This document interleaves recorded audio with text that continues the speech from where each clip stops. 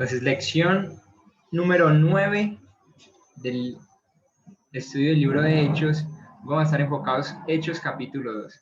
Entonces, les animo también a que estemos lo más participativos que se pueda para que aprendamos más. ¿Listo? Voy a compartir aquí en pantalla.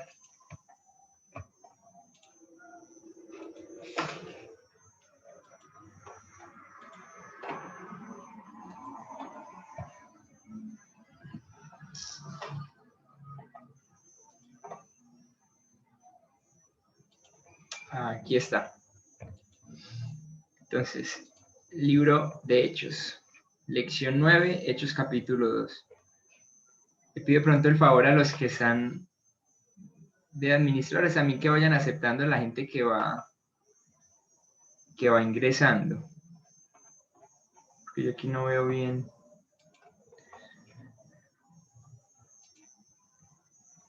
No sé si entonces recuerdan esa parte. Estamos viendo la sección 1 de varias que vamos a estar viendo. En esta sección estamos contemplando el capítulo 1 al capítulo 6, versículo 7. ¿Recuerdan en qué ciudad estamos centrados? De pronto alguien que me diga en qué ciudad estamos enfocados en esta primera sección.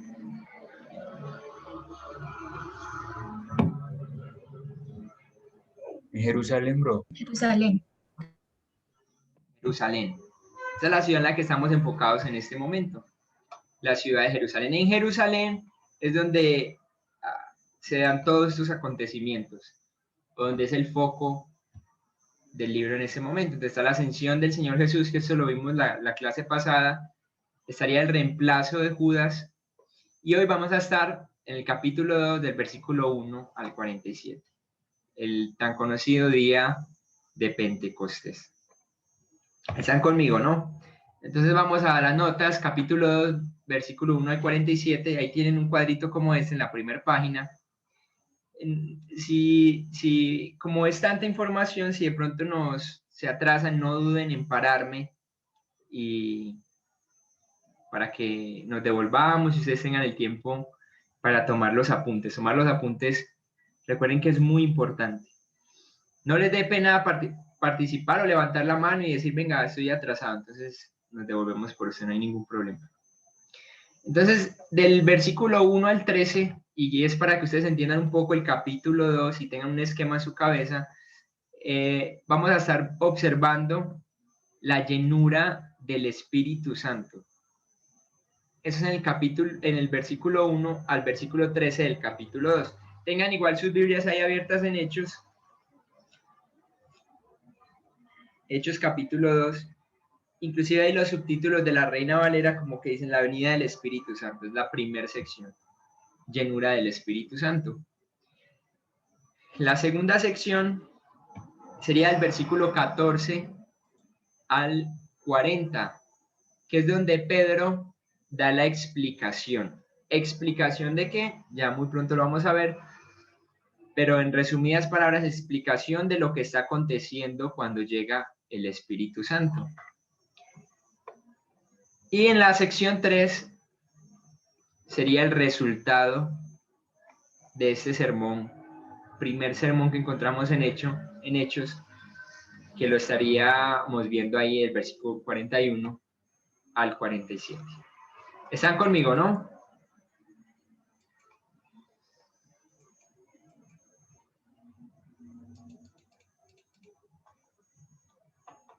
Entonces, llenura del Espíritu Santo. Entonces, cuando ustedes piensan en Hechos, inclusive los animaría a pensar un poco en la clase pasada. Entonces, ubíquense en Hechos capítulo 1, está la ascensión del Señor Jesús. Luego, ¿qué sigue? La elección del sucesor de Judas, ¿no? Ténganlo ahí en su cabeza. Ahora, capítulo 2, viene el Espíritu Santo, la llenura del Espíritu Santo. Luego, un sermón de Pedro. Y luego el resultado de este sermón. Eso en el libro de Hechos 2, 1 al 47. Vamos a avanzar y vamos a ahondar entonces en la primera parte. Hechos capítulo 2, versículo 1 al 13. Y los invito a que leamos el versículo 1 al 4. Si alguien me colabora leyendo el versículo 1 hasta el 4 del capítulo 2. Del 1 al 4, ¿verdad? Sí, bro. Muy bien, dice la palabra del Señor.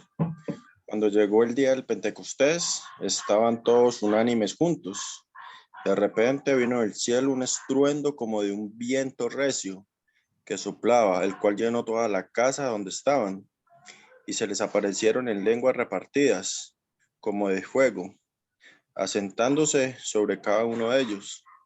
Todos fueron llenos del Espíritu Santo y comenzaron a hablar en otras lenguas, según el Espíritu les daba de que hablaran. Ok. Entonces aquí encontramos en el versículo 1 al 4 algo como la iniciativa divina. Miren lo interesante. Dice que cuando llegó el día de Pentecostés, ¿qué significado tenía el día de Pentecostés? ¿Quién de pronto sabe más o menos a qué se refiere esto del día de Pentecostés o qué práctica era esta que de pronto nos pueda aportar?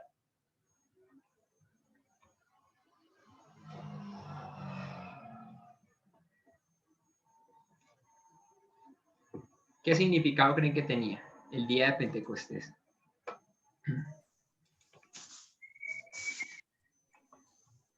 Si no saben, tranquilos. Buenas noches. Hola, Manchi. Me parece, me parece que eran como que 50 días después de la Pascua, algo así, no sé, no estoy muy segura, pero sé que era después de una fiesta que se cumplía. Ok. Gracias, Lorenita. Manchi.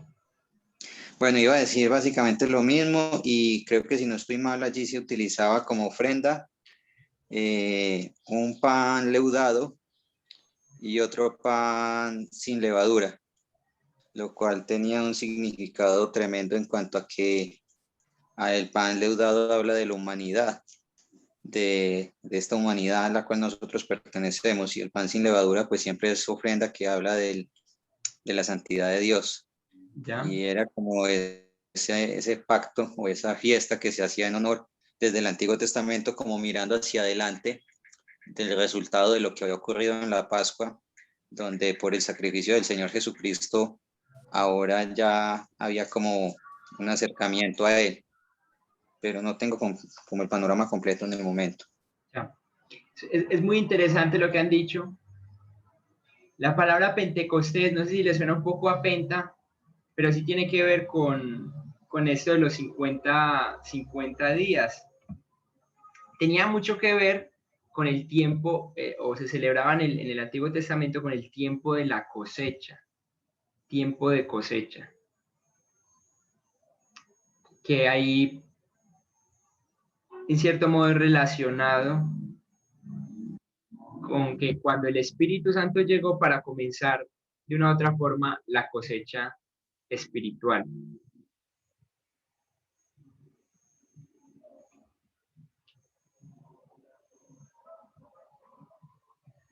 Este era uno de los festivales, no sé si ya copiaron, pero este era uno de los festivales más importantes en cierto modo para los judíos. Entonces era después de la Pascua, donde celebraban la salida del pueblo de Egipto, de la esclavitud, y entonces celebraban después de la Pascua, después de 50 días, celebraban ese tiempo.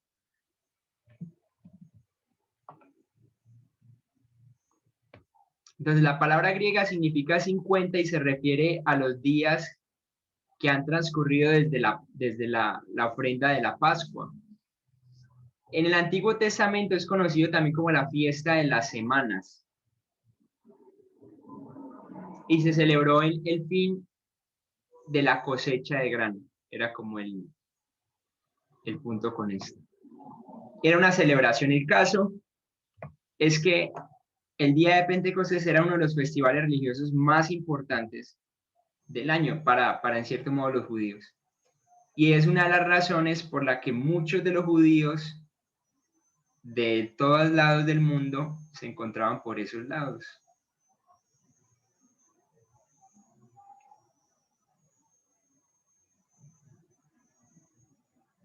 Ahora bien, dice el versículo 2, continúa diciendo, dice, y que de repente vino.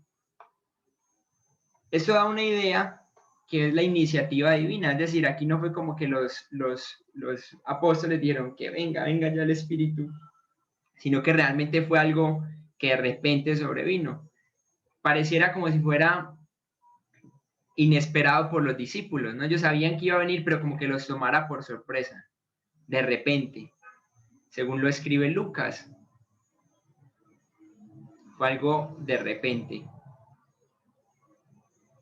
Entonces da esa idea de una iniciativa divina y que en cierto modo parece inesperado por parte de los discípulos. Ahora, si vamos del versículo 2 y 3, que recién lo leímos, y si de repente vino del cielo un estruendo.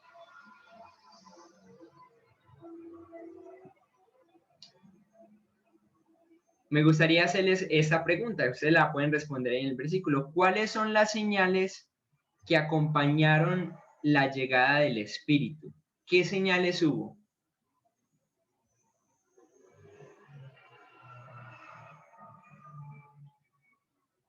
¿Puede volver un momentico la diapositiva anterior, un momentico? Esta, bro.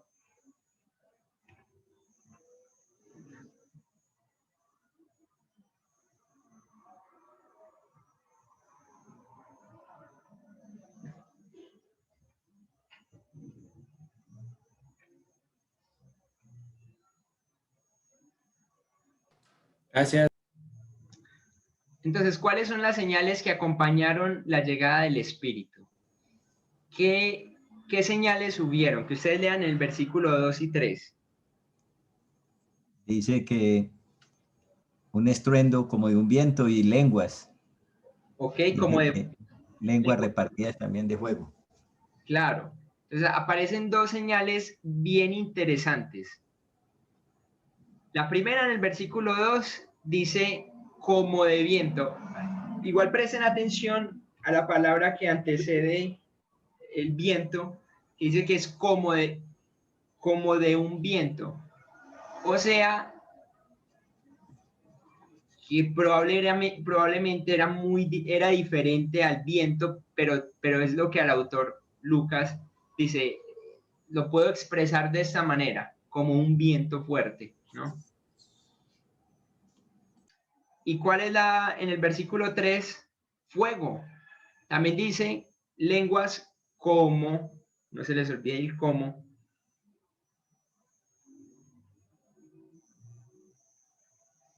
de fuego. Ahora bien, ¿qué propósito tenía esto? ¿Por qué, no? ¿Por qué que eso pasara como un viento y como fuego?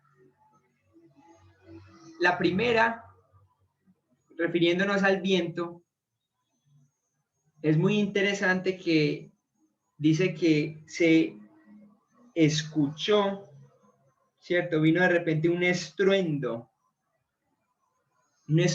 fuerte, como de viento. Entonces la primera era escuchar. Cuando nos referimos a un estruendo es algo que realmente tiene un impacto, diríamos así los ingenieros de sonido, acústico, ¿no? Un ruido fuerte. Quizás relacionémoslo como con el ruido de un trueno, ¿no? Un impacto, un estruendo fuerte. Entonces todos estaban en ese momento allí, estaban juntos, eso nos deja claridad el versículo 1, estaban juntos físicamente y de un momento a otro suena como se siente un viento fuerte, un estruendo y todos escuchan. Ojo, está llegando la promesa del Espíritu Santo. Entonces, sea un viento fuerte, como un viento fuerte, se escucha. Y ahora con el fuego, ¿cuál creen que sería el propósito? Tiene que ver con un sentido también, ver. Claro, ver. Entonces hay un propósito acá y es escuchar y el otro que se viera que llegó el Espíritu Santo.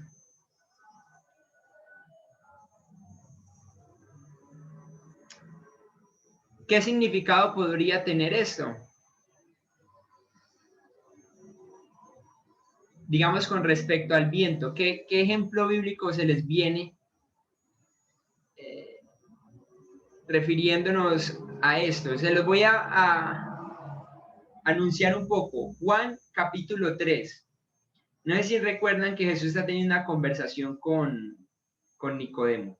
Lo recuerdan bien, ¿cierto? En esa conversación con Nicodemo, el Señor le dice algo, le dice, se lo voy a leer en favor de ustedes, déjenme, yo lo busco acá. Juan capítulo 3. Dice que el viento sopla. Ajá. De donde quiere. Y oye su qué, su sonido, mas ni sabes de dónde viene ni a dónde va. Así es todo aquel que es nacido del Espíritu. Entonces aquí podríamos pensar en que Jesús mismo da una descripción del Espíritu Santo como de viento. Inclusive la palabra espíritu, como tal en el griego, tiene esa idea de soplo, de viento.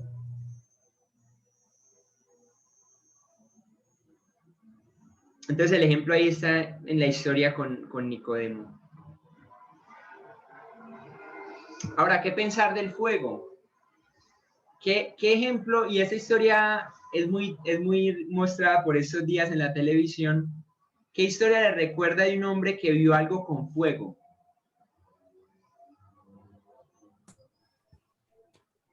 Moisés con la zarza. Ajá, Moisés, ese es el ejemplo. La presencia divina representada en el fuego. Entonces, cuando Moisés está allí con la zarza, para él le causó impacto eso, y de una otra forma eso representó la presencia de Dios. Entonces miren que esas dos figuras, de una otra forma que se está utilizando acá en la forma en que vino el Espíritu Santo, tenían un impacto, un propósito y un significado. ¿Qué no quiere decir eso? Eso no quiere decir que cuando usted está lleno del Espíritu Santo, entonces en su cabeza se va a posar como fuego y entonces va a haber un estruendo duro en la calle. Eso no quiere decir eso. Eso nos está relatando lo que aconteció en el momento y por qué debía haber acontecido así. Vamos a la página entonces 2, a página 2. Miren que eso es muy bonito, ¿no? Uno va entendiendo algunas cosas que de pronto uno no comprendía antes, y entre estas es el propósito de que cuando viniera el Espíritu Santo pasara algo así, porque iba a pasar un hecho histórico en la vida del ser humano, y es que Dios mismo enviaría a su Espíritu Santo a morar en los creyentes. Esto hubiera podido ser de otra forma, ¿no? Simplemente ellos sentirse como se siente usted y yo en este momento. Y ya. Sería como así, sí. Si usted es cristiano, usted en ese momento tiene el Espíritu Santo. Exactamente que lo mismo que pasó con los discípulos, con los apóstoles, ¿cierto? Ahí en Hechos. Y simplemente hubiera podido pasar así como, no, ya tenemos el Espíritu Santo, y empezar a hablar y enseñar con denuedo, pero era importante que sucediera un acontecimiento así de esta magnitud, que causara impacto. Avancemos. Versículo 4. Dice, y fueron todos llenos del Espíritu Santo. Entonces, antes de eso se anteceden dos cosas, ¿no? Las señales, y luego entonces dice que todos fueron llenos del Espíritu Santo. Respondió Juan diciendo a todos, Lucas capítulo 3, 16, yo a la verdad os bautizo en agua, pero viene uno más poderoso que yo. Él os bautizará en espíritu y fuego. Él os bautizará en espíritu y fuego. Dice que todos, no sé si ya copiaron allí, ahí señalan la parte de, si le puedo señalar, bautizará en espíritu y fuego. Ahora bien, antes de Pentecostés, el Espíritu Santo vino sobre las personas para un ministerio específico. Tengan esto presente. ¿Ustedes recuerdan que el Espíritu Santo vino, digamos, sobre Saúl por un momento y lo tomó y era para cosas específicas, ¿no? Esa era su función de otra forma en el Antiguo Testamento. Él venía, impregnaba a la persona de poder para que cumpliera una tarea, pero luego se iba el Espíritu Santo. Pero ahora en Pentecostés, en esta parte, iban a experimentar la presencia constante del Espíritu en su vida. A mí esto me tiene, si le soy sincero, muy pensativo. Yo estaba sentado desde un rato en el balcón y pensaba, yo decía, pero qué tremendo esto, el Espíritu Santo de Dios está dentro de mí. Eso trae un impacto muy grande.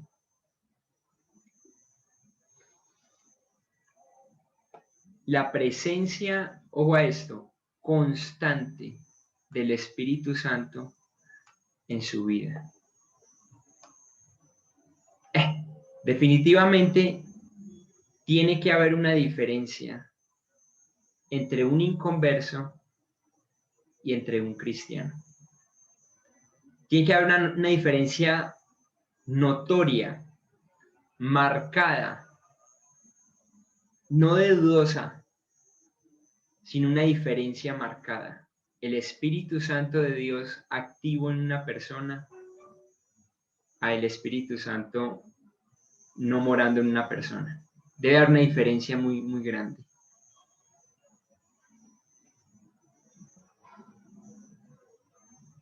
Pentecostés es el derramamiento del Espíritu Santo para iniciar la edad mesiánica. Nos dice este hombre Matheson en sus apuntes sobre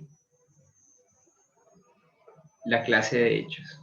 Entonces, Pentecostés es el derramamiento del Espíritu Santo para iniciar la edad mesiánica y la etapa de la iglesia. Avancemos en el versículo. Si ustedes miran, versículo 4 dice, y comenzaron a hablar en otras lenguas. Comenzaron a hablar en otras lenguas.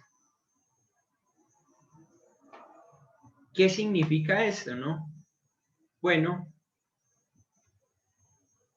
viento y fuego fueron señales, y eso es muy interesante, para los apóstoles de la presencia del Espíritu Santo en sus vidas.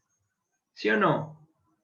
Ellos estaban allí y de un momento a otro sintieron el estruendo, el fuego, y eso fue una señal para ellos que el Espíritu Santo estaba llegando en ese momento. Ahora, las lenguas, es muy interesante que fueron señal al público de la presencia del Espíritu en los apóstoles. Las lenguas. Recuerden que había mucha gente de muchos lugares de la tierra.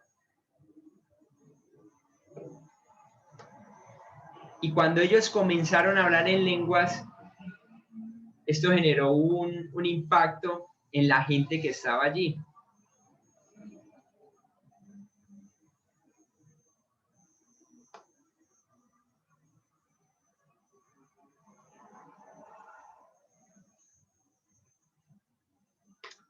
Una nota aquí importante, si me adelanté me dicen, ¿no? Pero una nota aquí importante es que por ser invisible, ojo a esa palabra, ¿usted puede ver el Espíritu Santo? No, es espíritu. La misma palabra ya te habla que no lo puedes ver. Pero entonces por eso, de una u otra forma, había señales como evidencia de su presencia. como evidencia de su presencia. Tenía que acontecer esto, tenía que acontecer estas dos cosas, estas tres cosas: viento, fuego y lenguas, para que se hiciera de una u otra forma visible el hecho que el Espíritu Santo estaba viniendo a morar de una forma permanente en los creyentes. Entonces, por esta razón, debido a que Él es invisible, había señales como evidencia en su presencia. No sé si recuerdan que también está la imagen de la paloma, ¿no? Cuando el Señor Jesús está siendo bautizado, también se nos da la paloma como un símbolo del Espíritu Santo.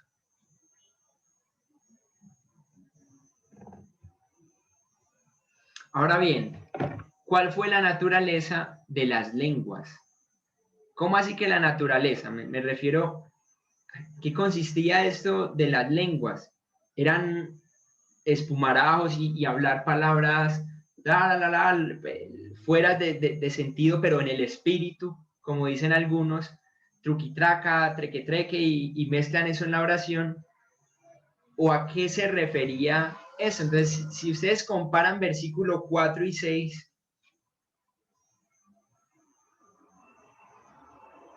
si de pronto alguien los puede leer, el versículo 4 y 6.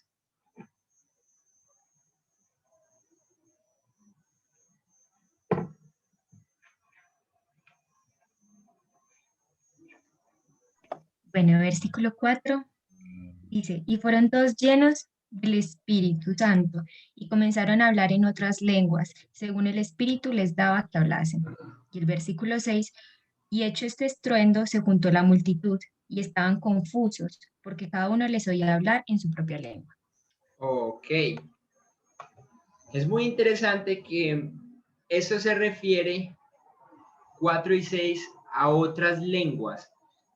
Y acá otros que venían de otras regiones dice su propia lengua. Entonces había un grupo de personas que hablaban en otras lenguas ajenas a las de ellos. Pero había un grupo de personas externas que escuchaba a la gente hablar en su propia lengua. ¿Qué significa esto? Bueno, ¿cuál era la naturaleza de las lenguas? Básicamente, que eran lenguas conocidas. En otras palabras, usted puede poner ahí, de pronto para que usted lo entienda más, idiomas.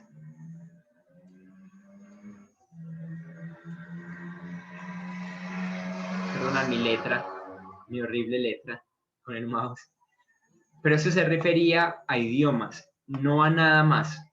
No se refería a que ellos estaban hablando algo desconocido o algo raro para la gente, sino que el impacto del Espíritu Santo los llevó a que yo, que hablaba español, pudiera hablar, yo qué sé, italiano, y un italiano tranquilamente pudiera entender lo que yo estaba hablando.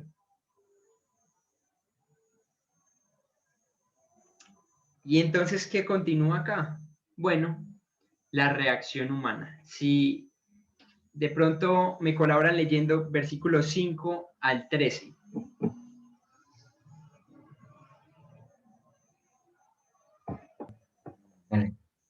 Moraban entonces en Jerusalén judíos, varones piadosos de todas las naciones bajo el cielo. Y hecho este estruendo, se juntó la multitud y estaban confusos, porque cada uno les oía hablar en su propia lengua. Y estaban atónitos, maravillados, diciendo, mirá, ¿no son galileos todos estos que hablan? ¿Cómo pues les oímos nosotros hablar cada uno en nuestra lengua en la que hemos nacido? Partos, medos, elamitas, y en los que habitamos en Mesopotamia, en Judea, en Capadocia, en el Ponto y en Asia, en Frigia, en Panfilia, en Egipto y en las regiones de África, allá de Sirene, y humanos aquí residentes, tanto judíos como prosélitos, cretenses y árabes. Les oímos hablar en nuestras lenguas las maravillas de Dios, y estaban todos atónitos y perplejos, diciéndose unos a otros, ¿qué quiere decir esto? Mas otros, burlándose, decían, están llenos de mosto. Ok, muy interesante el relato, ¿no? ¿De dónde era la multitud? Versículo 5. De todas las naciones bajo el cielo. Esto es un punto interesante. Dice que de todas las naciones bajo el cielo habían personas allí. Por lo menos del mundo conocido. La lista de las naciones que se menciona ahí, si recuerdan de pronto este mapa, aquí está un poquito menos claro, pero por aquí está Corinto, todo lo que era Acaya, por aquí está Antioquía, que fue una de las que aprendimos, por acá está Éfeso, y dice que las naciones que una otra mencionaba ahí van desde el oriente al occidente. La lista de naciones, eso lo pueden anotar, ahí está anotadito en la punta. La lista va desde el oriente al occidente. ¿Cuál fue el propósito de Lucas en mencionar todas las naciones representadas el día de Pentecostés en Jerusalén? ¿Con qué propósito lo estaba haciendo? ¿Por qué tenía que tomar el trabajo? Decir, había gente de esto y este lugar. Habían prosélitos, habían judíos. ¿Cuál creen que era el propósito de Lucas? Que representaba a los gentiles y hablaba pues como acerca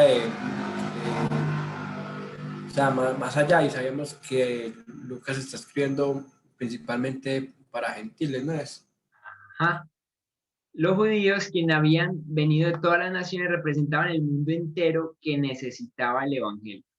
Recuerden que Lucas, uno de sus enfoques es salvación para quienes, para todos, ya no solo para el pueblo judío, sino que ya esto iba a ser también para los gentiles. Entonces, él lo está haciendo conscientemente, está diciendo, mira, que había gente de todo lugar. Y esto nos da una idea que ahí es una forma estratégica que el Señor usa para que el evangelio se expandiera en todo el mundo conocido. Salvación para todos.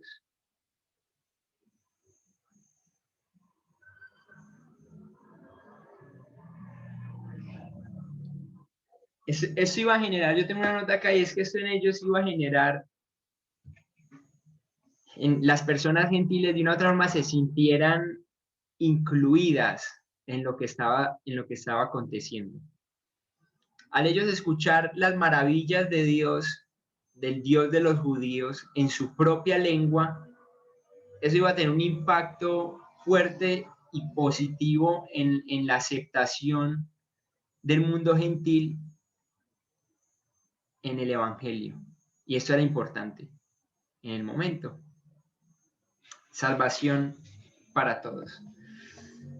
¿Cuál fue la reacción humana? Versículos 6 y 7 nos dice que la gente estaba, muchos confusos, otros atónitos y maravillados. La gente como, ¿qué está pasando? Miraban, escuchaban, otros se quedaron como, ¿qué pasó acá? Atónitos, ¿no? Otros simplemente decían, no, acá está pasando un milagro. Y estaban maravillados de lo que estaba aconteciendo. Entonces, ¿cuál fue la reacción humana? Confusos, atónitos y maravillados, versículos 6 y 7. Y se hacían la pregunta, ¿no son galileos todos estos que hablan? Esta gente es Galilea y están hablando en nuestras propias lenguas.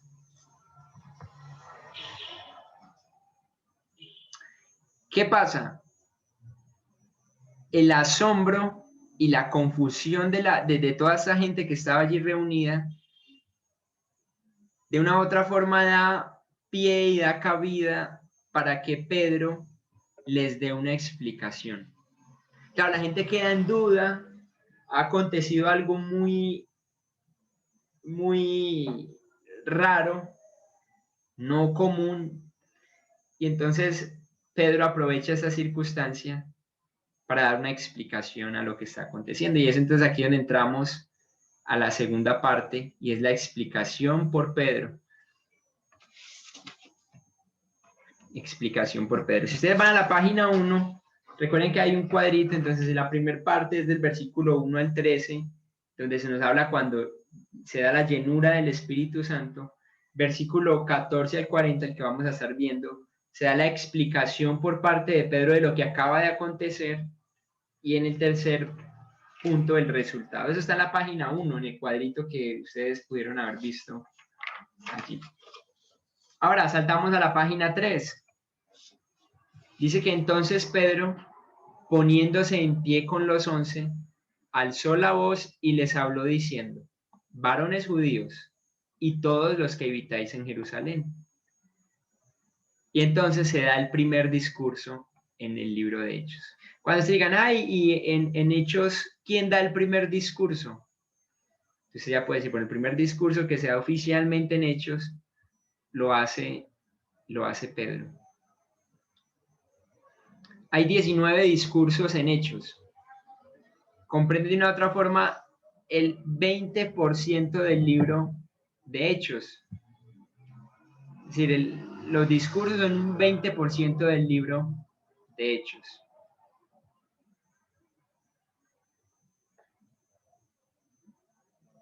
Y estos discursos contienen mucha de la teología del libro.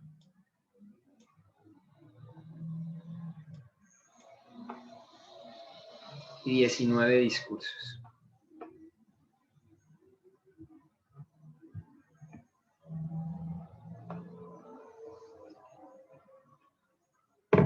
Ahora yo quiero hacer aquí como una anotación. Si ya acabaron de copiar. Y es que vamos a leer el sermón de Pedro. Y tome tiempo. ¿Cuánto se demora usted a leer este sermón de Pedro? Entonces, si un hermano o una hermana nos colabora leyendo el versículo 15 al 36, y vamos a tomarle un poco el tiempo. ¿Quién se anima a leerlo? Yo leo, hermanos. Sí, mi hermano. Yo les bendiga. Del 15 al 36. Sí. Dice así la palabra del Señor. Porque estos no están ebrios, como vosotros suponéis, puesto que es la hora tercera del día. Mas esto es lo dicho por el profeta Joel. Y en los postreros días, dice Dios, derramaré de mi espíritu sobre toda carne, y vuestros hijos y vuestras hijas profetizarán, vuestros jóvenes verán visiones, y vuestros ancianos soñarán sueños. Y de cierto sobre mi siervo y sobre mis siervas en aquellos días derramaré de mi espíritu y profetizarán. Y daré prodigios arriba en el cielo y señales abajo en la tierra, sangre y fuego y vapor de humo. El sol se convertirá en tinieblas y la luna en sangre antes que venga el día del Señor, grande y manifiesto. Y todo aquel que invocare el nombre del Señor será salvo. Varones israelitas, oíd estas palabras. Jesús Nazareno, varón aprobado por Dios entre vosotros con las maravillas, prodigios y señales que Dios hizo entre vosotros por medio de él, como vosotros mismos sabéis. A este entregado por el determinado consejo y anticipado conocimiento de Dios, prendisteis y matasteis por manos de inicuos crucificándole, al cual Dios levantó, suelto los dolores de la muerte, por cuanto era imposible que fuese retenido por ella. Porque David dice de él: veía al Señor siempre delante de mí, porque está a mi diestra, no seré conmovido. Por lo cual mi corazón se alegró y se gozó mi lengua, y aún mi carne descansará en esperanza. Porque no dejarás mi alma en el Hades, ni permitirás que tu santo vea corrupción. Me hiciste conocer los caminos de la vida, me llenarás de gozo con tu presencia. Varones hermanos, se os puede decir libremente del patriarca David, que murió y fue sepultado, y su sepulcro está con nosotros hasta el día de hoy. Pero siendo profeta y sabiendo que con juramento Dios le había jurado que de su descendencia en cuanto a la carne levantaría al Cristo para que se sentase en su trono. Viéndolo antes, habló de la resurrección de Cristo, que su alma no fue dejada en el Hades, ni su carne vio corrupción. A este Jesús resucitó Dios, de lo cual todos nosotros somos testigos. Así que, exaltado por la diestra de Dios y habiendo recibido del Padre la promesa del Espíritu Santo, ha derramado este que vosotros veis y oís. Porque David no subió a los cielos por él mismo, pero él mismo dice: dijo el Señor a mi Señor, siéntate a mi diestra hasta que ponga a tus enemigos por estrado de tus pies. ¿Ya hasta el 35, hermano? Hasta el 36. Sepa pues ciertísimamente toda la casa de Israel que a este Jesús a quien vosotros crucificasteis, Dios le ha hecho Señor y Cristo. Amén. Gracias, mi hermana Eunice. Muy interesante que la lectura de esto dura aproximadamente 3 minutos y medio. Qué sermón más cortico. ¿Qué piensan ustedes, no? ¿Cuánto tiempo duró el sermón? ¿Estaba el sermón completo? Es decir, aquí en el libro de Hechos tenemos el sermón completo. ¿Qué piensan?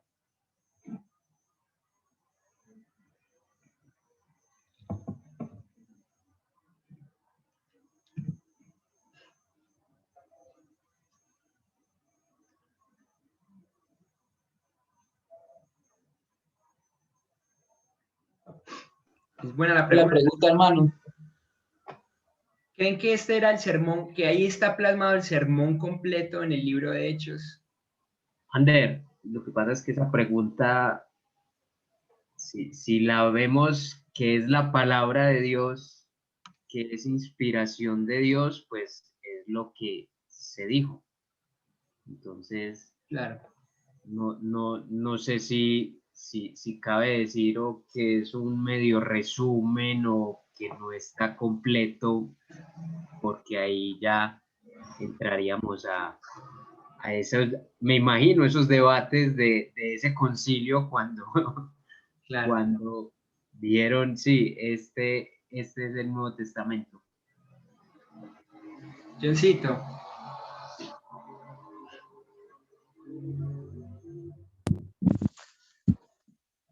A mí me parece algo súper interesante y ha sido de mis pasajes, por decir así, favoritos del libro de Hechos, y no sé, de todas las escrituras. Pero me sorprende, para empezar había que mirar el momento donde Pedro se para, ¿no?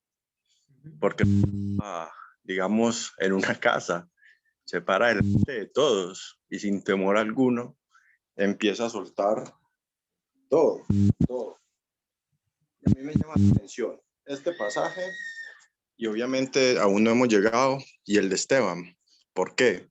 Porque nos hacen un repaso del Antiguo Testamento casi como parte por parte, y pasó esto, y los patriarcas, y que esto, y sin temor se levanta y le dice: y ustedes mataron al Cristo. O sea, yo, obviamente, estamos contando por decir así, el tiempo, pero esto me pongo, hermano, tiempo, segundos, yo no sé, yo creo que el discurso pudo haber sido más de media hora. Es dependiendo de la forma en que el hombre lo está hablando y de la forma en que se lo está diciendo. O sea, totalmente como sabemos, totalmente la inspiración pues del Señor ahí por medio del Espíritu Santo. Pero lo que este hombre es darnos un recordatorio de todas las escrituras en un discurso maravilloso. Muy interesante. Gracias, muchachos. Hay un comentario de Bruce, no Bruce el que conocemos, sino un autor. Dice, no son creaciones del historiador, ¿cierto? Pero son relatos, dice él, condensados, ¿no? De discursos actualmente dados.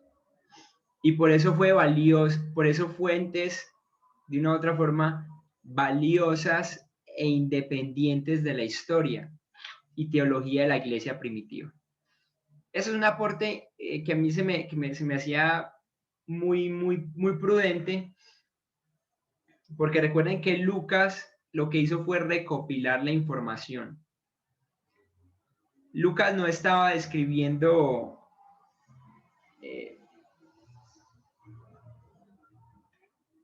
en cierto modo los pequeños detalles, pero él sí estaba condensando lo que realmente necesitábamos escuchar, o en este caso Teófilo, para tener una perspectiva clara de lo que había acontecido. Entonces, muy probablemente, aunque eso no está ahí escrito en la Biblia, el sermón quizás duró más, pero Lucas condensa este relato y nos da lo clave que él habló allí ese día, Pedro. ¿Cuál es el contenido de este sermón? Es muy interesante que lo primero que Pedro hace es apoyarse en la escritura conocida, en pasajes del Antiguo Testamento. Y entonces él dice, bueno, esto es lo dicho por el profeta Joel. ¿Y qué más sigue diciendo? Bueno, derramaré de mi espíritu.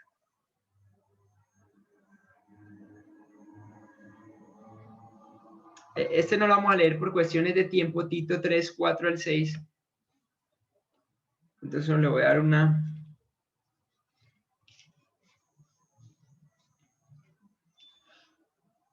Dice que, pero cuando se manifestó la bondad de Dios, nuestro Salvador y su amor para con los hombres, dice que nos salvó no por obras de justicia, y luego el versículo 6 dice, el cual derramó en nosotros, hablando del Espíritu, el cual derramó en nosotros abundantemente por Jesucristo, nuestro Salvador. Entonces, Tito como que lo afirma, derramamiento del Espíritu, llegada del Espíritu en plenitud.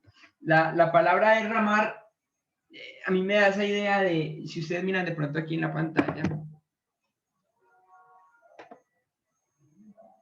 la palabra derramar tiene que ver mucho con derramar, ¿no? Derramar. Hasta la llenura, que es lo que pasa ahí en Hechos. Su Espíritu Santo se derramó.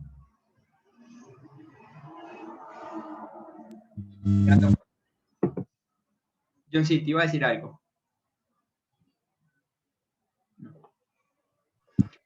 Qué pena. Dale. Entonces da esa idea de que se derramó el Espíritu Santo sobre quienes estaban allí. Voy a volver a poner la diapositiva.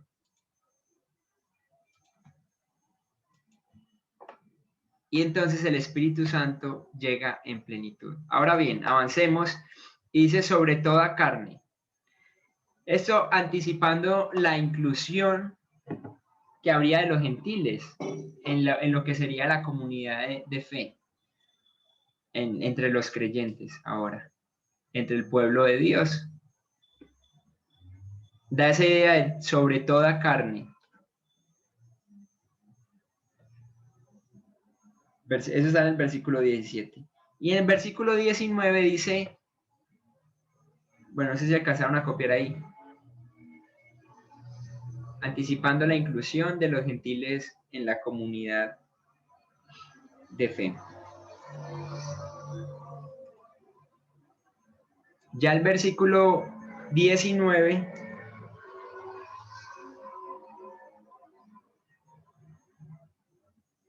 dice, daré prodigios arriba y abajo.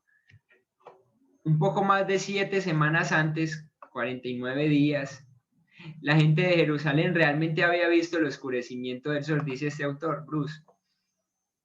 No sé si recuerdan ahí cuando Jesús está en la cruz, dice que se oscureció el cielo temprano por la tarde del Viernes Santo. Y más tarde, ese mismo día, la luna llena pascual puede muy bien haber aparecido del color rojo sangre. El caso es que estos días acontecieron cosas extraordinarias, fuera de lo normal.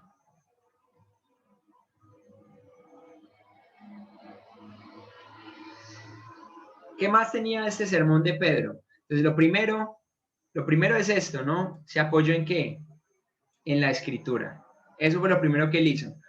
Para los judíos eso era muy importante. Como que no está hablando aquí por hablar.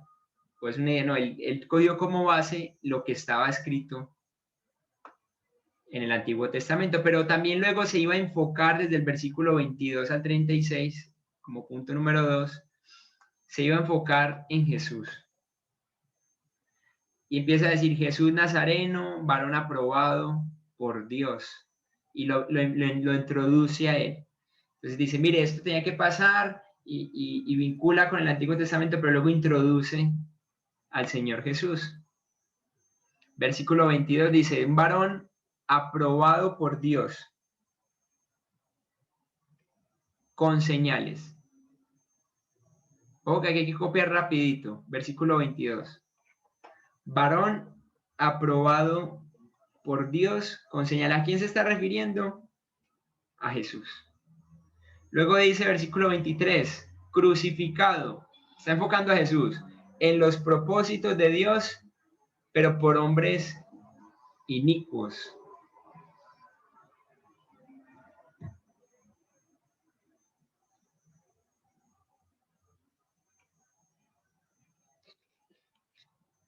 Es muy interesante la estructura que está empleando Pedro acá a través del Espíritu Santo, Dios a través de él.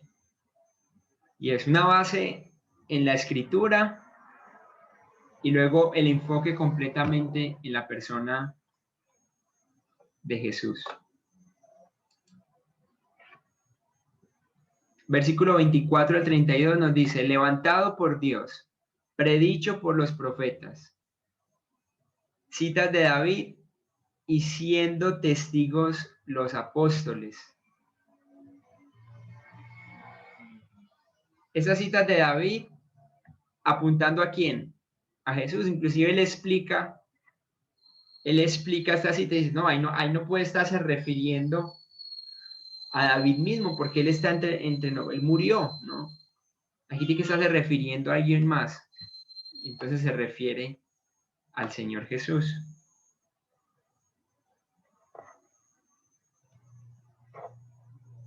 Y finalmente en el versículo 33 dice que ascendió al Padre y derramó el Espíritu. Aquí hay algo clave en un mensaje bíblico. Se los voy a señalar. Miren esto. Aprobado por Dios. O sea, ¿qué significaba que era aprobado por Dios? Cumplía el estándar de Dios para el propósito que tenía.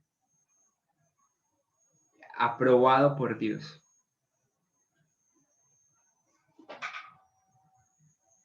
Vayan copiando ahí.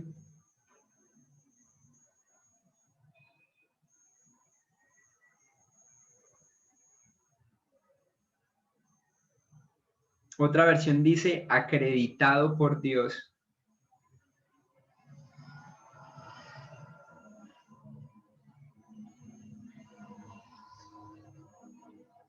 Aprobado y acreditado por Dios. Confirmado por Dios.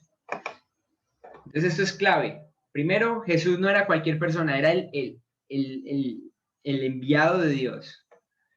Luego hace referencia a que ese hombre aprobado por Dios es crucificado, pero también que levantado y que luego ascendió al cielo con el Padre. Y aparece la Trinidad en este versículo y luego dice y derramó el Espíritu Santo. Entonces Jesús asciende al cielo, al Padre, va al Padre, y ahí se derrama el Espíritu Santo. ¿Están conmigo? Voy a pasar de diapositiva. Si se quedan atrasados, me dicen. Y esto, mis queridos, es estos 4 puntos, de una u otra forma, son un patrón para lo que va a ser la predicación en el libro de Hechos. Y se sigue viendo al día de hoy cuando usted predica el Evangelio, casi siempre eso es lo que mostramos nosotros. Jesús como el único ser santo, el único perfecto, el aprobado por Dios, crucificado por nuestros pecados, por personas inicuas, levantado luego por Dios en victoria y luego ascendió al Padre.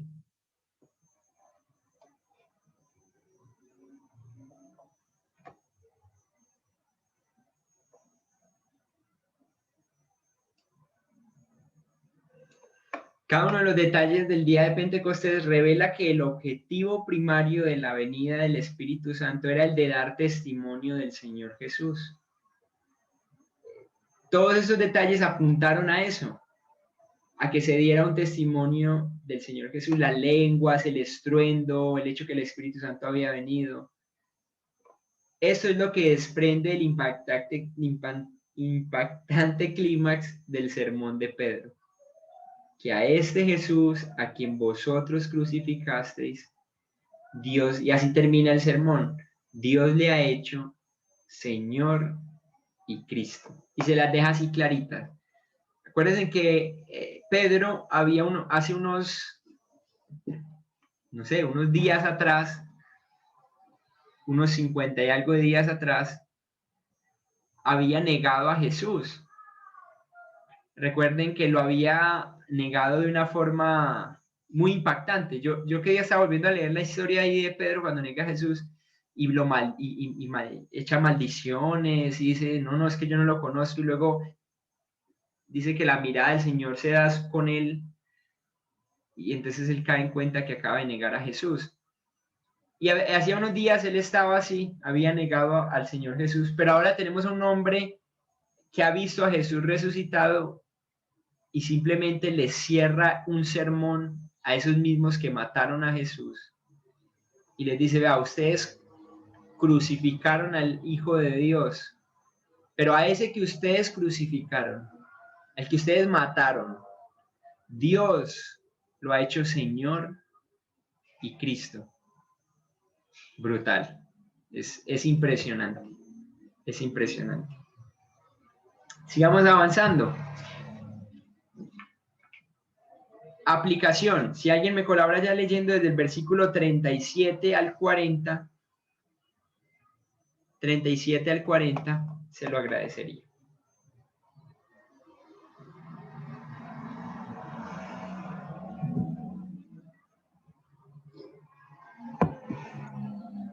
El 37 al 40. Sí, bro. Bro, esa es otra versión. Dale, tranquilo. Cuando oyeron esto, todos se sintieron profundamente conmovidos y le dijeron a Pedro y a otros apóstoles, hermanos, ¿qué debemos hacer? Arrepiéntase y bautícese cada uno de ustedes en el nombre de Jesucristo para perdón de sus pecados, les contestó Pedro, y recibirán el don del Espíritu Santo. En efecto, la promesa es para ustedes, para sus hijos y para todos los extranjeros, es decir, para todos aquellos a quienes el Señor nuestro Dios quiere llamar. Y con muchas otras razones los exhortaba insistentemente, diciéndoles, sálvese de esta generación perversa. Esto es los que pronto tienen la oportunidad de enseñar, sea que lo hagan en escuela dominical o lo hagan a la iglesia, lo hagamos a la iglesia, o enseñar a alguna otra persona. Miren lo que hace Pedro tan interesante. Primero, él les muestra una base bíblica, luego desarrolla y enfoca la persona de Jesús, pero después de enfocar la persona de Jesús, él da una aplicación o una invitación al arrepentimiento. Y les dice, vea, hagan esto. ¿Cuál fue entonces la reacción al sermón de Pedro? Bueno, cuando oyeron esto, dice que todos se sintieron profundamente conmovidos. Sus corazones se ¿cómo así? Entonces, ¿qué? Y lanzan esta pregunta. ¿Qué debemos hacer entonces?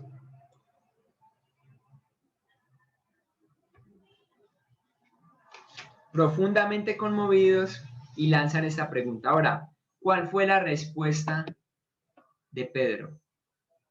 Y aquí viene la invitación. Arrepiéntase y bautícese. Así es. Arrepiéntase, que sería reconocer nuestro estado pecaminoso, ¿cierto?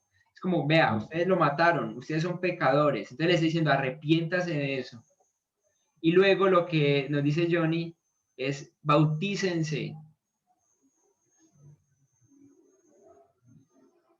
¿Qué significaría eso? Bueno, una identificación visible con Cristo. Arrepiéntase y entonces identifíquense visiblemente con Cristo, que ustedes son seguidores de Jesús. Johnny, ¿vas a decir algo? Pero sí, un testimonio del bautismo, pues, es dar testimonio de... Ajá. Un testimonio público de que ahora iba a seguir el nombre de Jesús. Eso iba a tener un peso muy grande. Pues nada que ver con mucha gente que dice que se bautiza y luego, pues yo conozco, creo que podría contar más de los dedos que tengo, personas que se bautizaron y la verdad nunca se identificaron verdaderamente con Jesús. Quizás porque no hubo arrepentimiento. Y hay un... Voy a esperar un momentico a que acaben de copiar.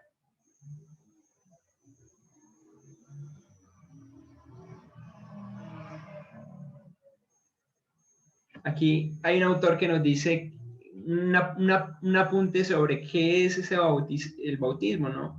Dice, desde el comienzo de la iglesia cristiana, el bautismo ha sido identificación visible de ser un creyente.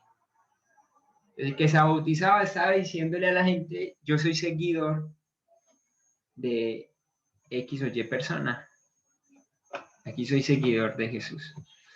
Y el tercer puntico, a la respuesta de Pedro, que da a ellos cuando ellos se conmovieron, es la promesa de recibir el don del Espíritu Santo. Y ahí aparece la explicación. Entonces, ¿quién puede recibir el don del Espíritu Santo? Y él les da la explicación en el versículo 39 y les dice, miren, esto es para vosotros. Eso está en sus notas. ¿Quién puede recibir el Espíritu Santo? Dice, para vosotros. No solamente los 120 en el aposento alto, sino que iba a ser también para sus hijos, ¿cierto? Las generaciones venideras, los que iban a venir de en adelante. Luego dice, para los que están lejos, o sea, no solo los judíos, sino también los gentiles.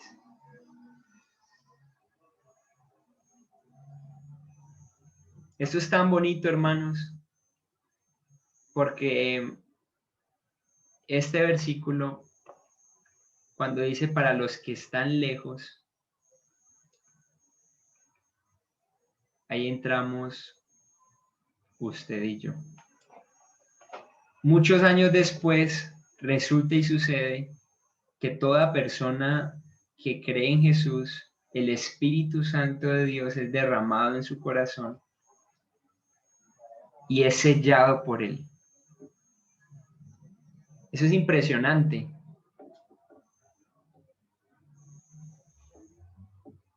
Que tengamos el Espíritu Santo de Dios en nosotros. Y es una hermosa promesa, ¿no? Que todo aquel que crea, bueno, que se arrepienta, que sea bautizado como identificación de que sigue a Jesús, dice que recibe el Espíritu Santo. Eso es como un todo, porque uno puede entender como que, entonces para recibir el Espíritu Santo tengo que bautizarme. Por contexto general de la Biblia nos vamos a dar cuenta que no. Pero siempre iban de la mano. Siempre iban de la mano. Voy a avanzar. No sé si ya acabaron de copiar. Yo creo que sí.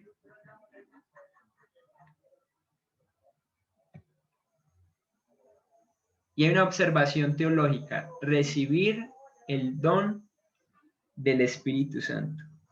Es lo que estaba hablando en un momento. Y es que en el momento de nuestra conversión estamos unidos con Cristo y tenemos la presencia divina. Somos ahora bautizados en la persona del Espíritu Santo.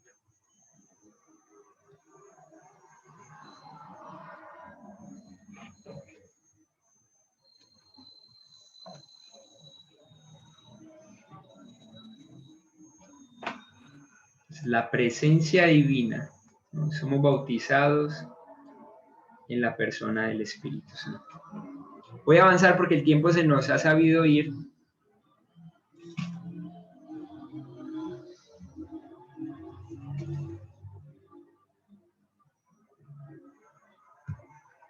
Y dice, habiendo oído la palabra de verdad y habiendo creído en él, y ojo a esto, fuisteis sellados con el Espíritu Santo de la promesa. Y aquí se nos da un apunte muy interesante. Y es que eso hasta el día de hoy pasa.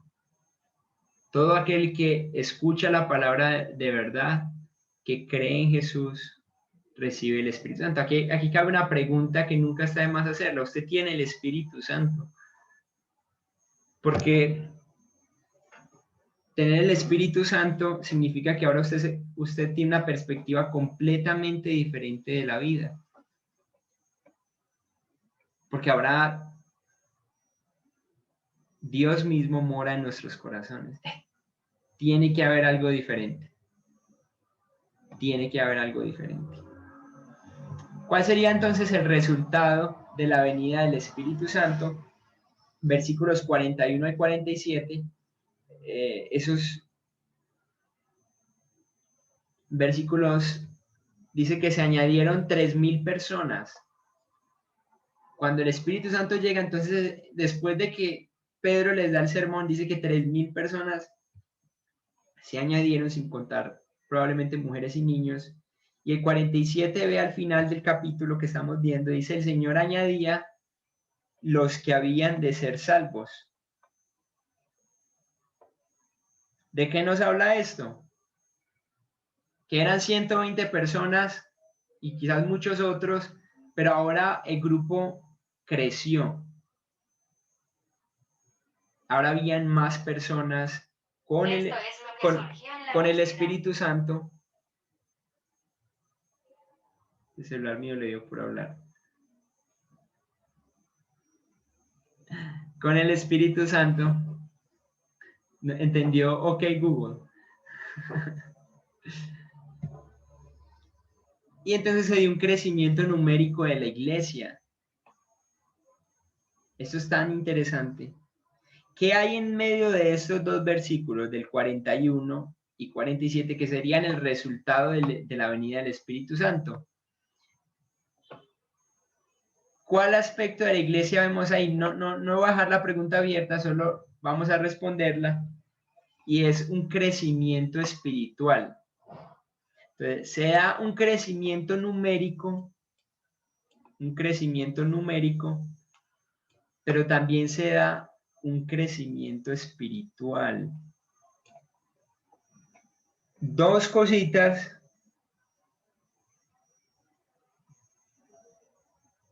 que son necesarias en la iglesia, o una iglesia dirigida por el Espíritu Santo.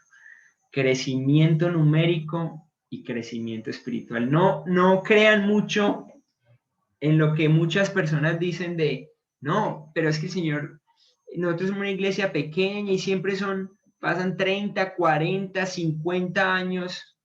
Yo he escuchado iglesias así y son los mismos 15, 20, 25 miembros y toda la vida hay como secos y sí. Pues déjenme decirles que el resultado del poder del Espíritu Santo en la misma iglesia normalmente conlleva un crecimiento numérico, pero también a un crecimiento espiritual de los creyentes.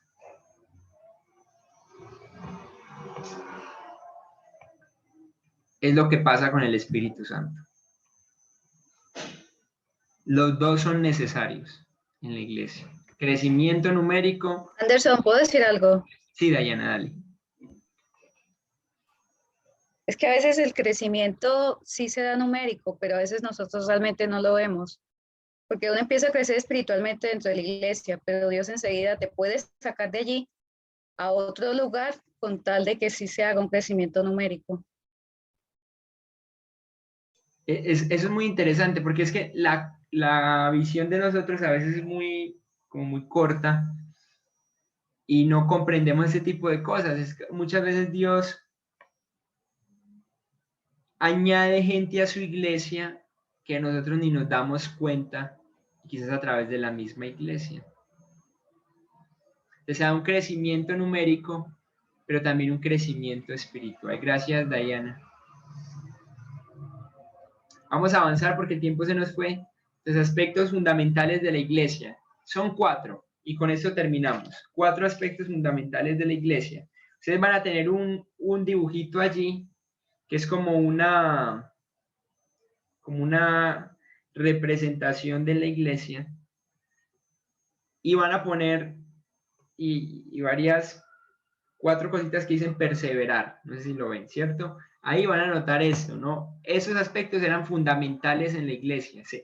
Es lo que el texto nos muestra. Primero, perseverar en la doctrina de los apóstoles. ¿Cuál sería la aplicación en nuestro contexto? Que nosotros perseveremos en la doctrina de los apóstoles. Bueno, esto tiene mucho que ver con la enseñanza.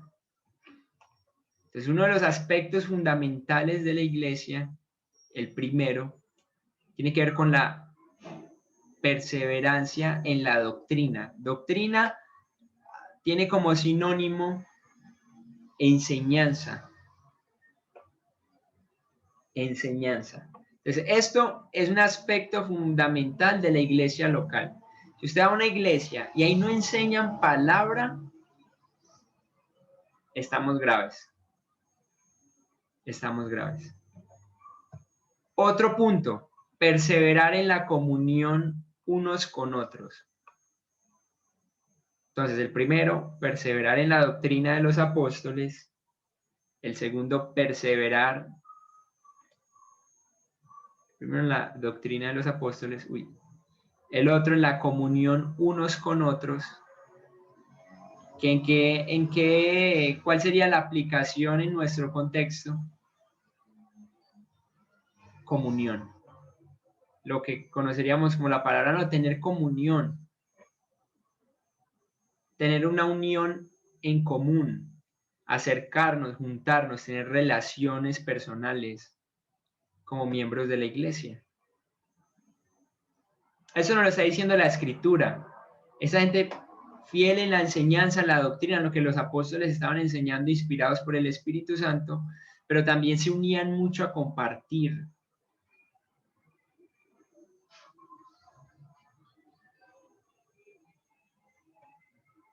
Y luego perseverar en el partimiento del pan. ¿Cuál sería la aplicación en nuestro contexto? Bueno, lo que conocemos como la Santa Cena, la Cena del Señor. Eso que nos reunimos a hacer cada domingo era un aspecto fundamental para la iglesia primitiva. Que les enseñaran tener comunión entre ellos, comunión va un poquito más allá de camarería, no sé cómo se dice, de ser amigos, aunque implica un poco esa parte, pero esa comunión va un poco más allá y da esa idea de relación al punto de entregarme hacia el otro y sus necesidades. Comunión. La Santa Cena,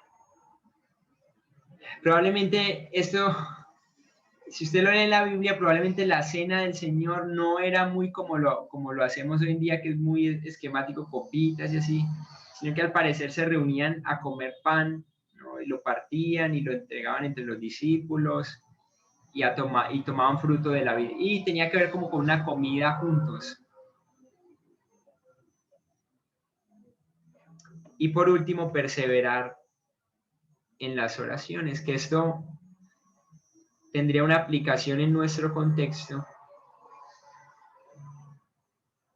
y haría referencia a la oración. Este grafiquito, a mí me interesa que ustedes guarden este gráfico en sus corazones. Cuando ustedes piensen en iglesia y aspectos fundamentales que tiene la iglesia y que principios que podemos extraer de Hechos, es la enseñanza, la comunión entre hermanos, la Santa Cena, donde hacemos memoria de lo que Jesús hizo, y la oración. Y la oración.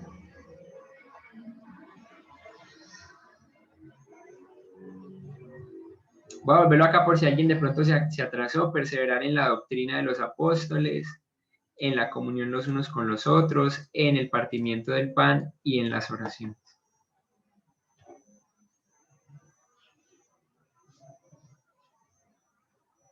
Ahora voy a cerrar con el último puntico para terminar, que nos estamos pasando de tiempo.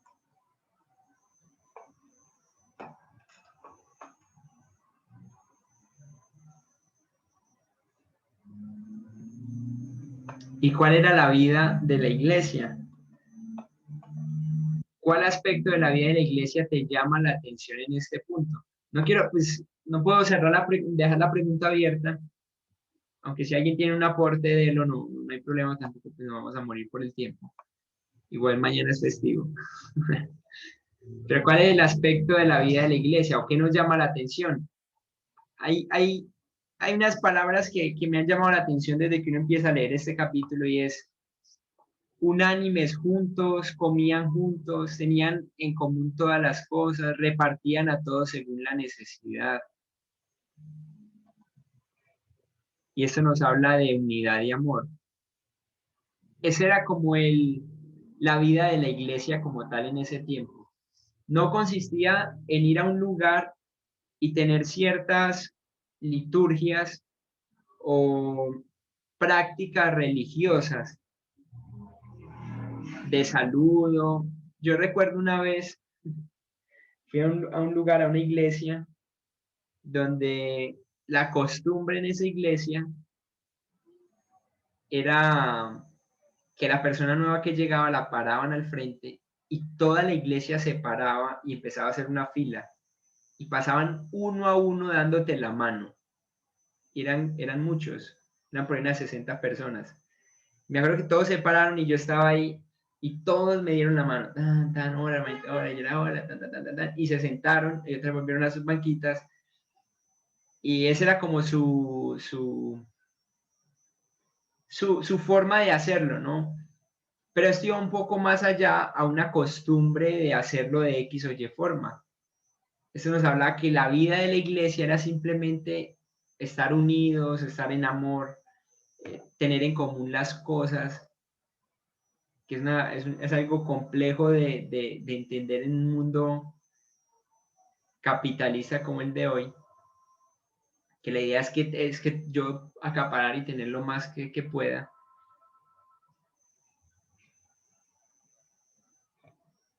Pero eso nos habla que la vida de la iglesia cotidiana era unidad y amor. Y otras palabras interesantes, alegría y sencillez de corazón, alabando a Dios, ¿no? Había gozo y alabanza. Eso usted lo percibía entre el pueblo de Dios. Usted miraba un grupo de cristianos, iban a estar juntos, iban a estar alegres, iba a ser gente muy sencilla de corazón, sin mucho enredo, sin mucha murmuración del uno del otro, aunque ya esto en un tiempo después iba a empezar a meter mucho a la iglesia. Pero eso es lo que usted iba a ver en la parte pulpita de la iglesia en un principio. Y ibas a ver gente alabando a Dios. Esta era la vida de la iglesia. Entonces, unidad y amor, gozo y alabanza. Y todo esto sería algo dado por el Espíritu Santo, debido a la llegada del Espíritu Santo. Y aquí es donde yo he estado un poco confrontado, es si hay diferencia en mi vida, si hay evidencia de que tengo el Espíritu Santo. Con esa frase, con eso quiero terminar, ¿no? Es si hay evidencia que en Anderson, que en Angie, que en la hermana Eunice, si hay una evidencia visible, que diga, no, es que esta persona tiene el Espíritu Santo. Porque cuando llegó el Espíritu Santo, eso se empezó a generar. Gozo, alabanza, unidad, amor, sencillez de corazón. Nadie reclamaba sus derechos, antes se hacían vulnerables a los demás y entregaban lo que tenían, ¿no? Sin más ni menos, entonces les invito a que cerremos con una palabra de oración.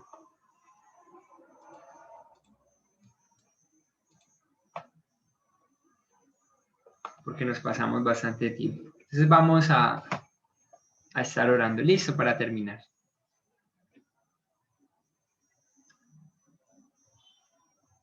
Señor, tu palabra es viva, es eficaz y hoy nos ha enseñado acerca de este glorioso hecho, Señor, que transformó la vida de los humanos, de todo aquel que en ti cree. Y es que tu Espíritu Santo vive en nosotros. Yo la verdad, Señor, he estado muy confrontado por eso, porque la pregunta que sale a mi corazón es si sí hay una evidencia de esto, Señor, en mí, que tu Espíritu Santo mora en mí.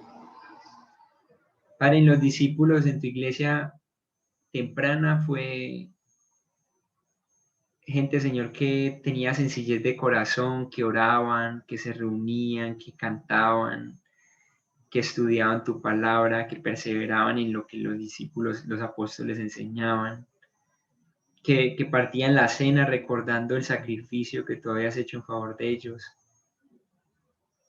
Y eso es lo mismo, Señor, que quisiéramos nosotros experimentar hoy día. Estas personas ya no vivían para sus intereses, sino para los intereses de los demás, Señor, para bendecir a sus hermanos. Señor, a nosotros nos falta un montón de eso, Señor. Entonces, así como tu palabra nos enseña que tu Espíritu Santo es es puesto por medida, Señor, que hay personas llenas, que hay otros que no están quizás tan llenos, que han contristado el Espíritu Santo. Yo te pido que tú, Señor, nos llenes más y más de tu Espíritu Santo.